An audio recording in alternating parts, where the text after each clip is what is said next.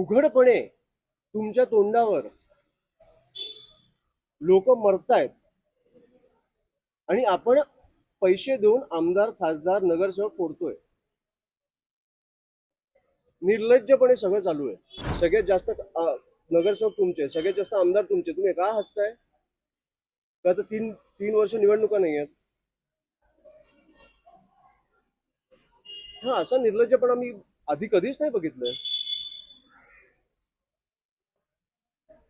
मला जेन्युइनली वाटतं. आता त्या दिवशी मला वाटतं की ते संजय दिना पाटील पत्रकारांना शिव्या घातल्या, त्याच्यानंतर ज्या प्रकारे पत्रकार बांधवांनी त्यांच्या प्रेस कॉन्फरन्सवर बहिष्कार टाकला, मला जेन्युइनली बघून आवडलं. म्हणजे पत्रकारांमध्ये हिंमत आहे. माझी एवढीच तुम्हाला विनंती आहे की ही हिंमत महाराष्ट्रासाठी पण दाखवा.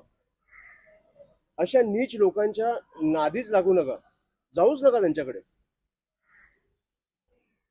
हे जे तुमच्याकडे रस्त्यावर उतरून कामं करतायत, तुम्ही नाही केला तर बघू ना किती दिवस करतात. तुम्ही दाखवताय म्हणून ते करतायत. त्यांना लाज नाही वाटत की ज्या लोकांनी निवडून दिलंय त्यांच्यासाठी आपण काम केलं पाहिजे मनापासून. हे दाखवणं बंद करा, बघू ना किती दिवस मनापासून करतात. आणि ह्याचं मला सगळ्यात जास्त वाईट वाटतं. हे मी आज येतोय, मला खरंच कळत नाही काय करायचं. मी या सगळ्यांच्या पाठीशी उभा आहे. त्यांना काय लागलं तर आम्ही, आमचा पक्ष संपूर्णपणे आम्ही करू. पण नीच नीच प्रकारचं राजकारण चालू आहे. राजसाहेबांनी पण खूप संताप व्यक्त कोणाला तो व्हिडिओ बघून तुम्हाला राग नाही आला का? एक माणूस लोकांच्या मृत्यूवर हसतोय. मग आपण ह्याच्या पुढे काय बोलणार आहात?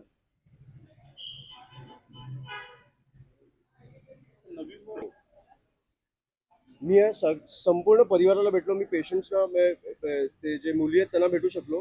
मी आज जाऊन विचारलं, ज्यांना ज्यांना भेटायची इच्छा आहे त्यांना भेटेन. मला आज जाऊन केओस क्रिएट करायचं नाहीये. ज्यांना भेटायची इच्छा आहे त्यांना मी भेटलो.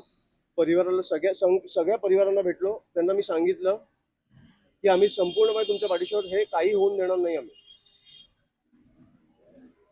पण इकडे मला वाटतं एक खासदार कुठचा आहे? मस्के. आमदार कुठचा आहे? दोन आमदार बीजेपी. फोन केला त्यांनी इकडे? फोन नाही, भेटायलाही आले नाही. 4 दिवस उलटून गेले. काय निर्लज्जपणा चालू आहे. मंत्री असून उपमुख्यमंत्री. काय ऑपरेशन टायगर लावून ठेवलं तुम्ही? तुम्हाला लाज नाही वाटत? उघडपणे तुमच्या तोंडावर लोक मरतायत आणि आपण पैसे देऊन आमदार, खासदार, नगरसेवक फोडतोय. निर्लज्जपणे सगळं चालू आहे.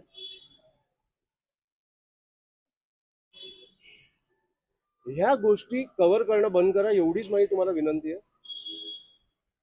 बाकी बघू आपण मग नंतर काय करतात ते.